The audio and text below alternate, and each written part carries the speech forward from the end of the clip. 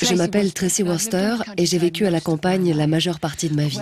Mais que ce soit en Grande-Bretagne ou à l'étranger, j'ai vu de nombreuses petites exploitations familiales faire faillite à cause de l'implantation de gigantesques fermes industrielles.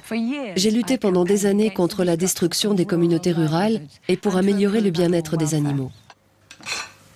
Ces porcs ont été élevés en plein air. Ils ont contribué au nettoyage des forêts de la National Trust, la Commission nationale des sites et des monuments. Ce film raconte l'histoire de mes 4 ans d'enquête sur l'industrie mondiale du porc. C'est un voyage qui m'a mené du Royaume-Uni aux États-Unis, en passant par l'Amérique du Sud et la Pologne. J'y ai découvert où on élève les porcs et de quelle manière, qui sont les gagnants et qui sont les perdants. Bien heureux celui qui trouve une information à ce sujet sur une étiquette. Regardez, saucisse de porc maigre. Mais vous pouvez chercher n'importe où sur le paquet, il n'y a aucune indication sur l'origine de la viande.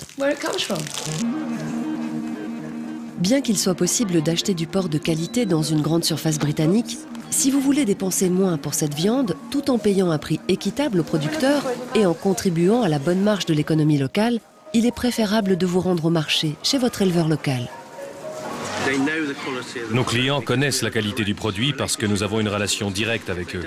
S'ils n'aiment pas ce qu'on leur vend, ils reviendront nous le dire la semaine suivante.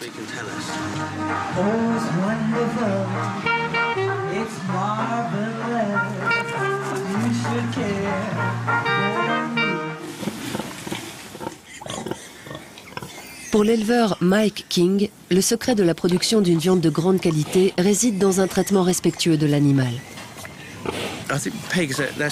Les porcs sont des animaux curieux et intelligents. Ils ont besoin d'être actifs toute la journée. Ils cherchent des racines, des vers, et ils aiment ça.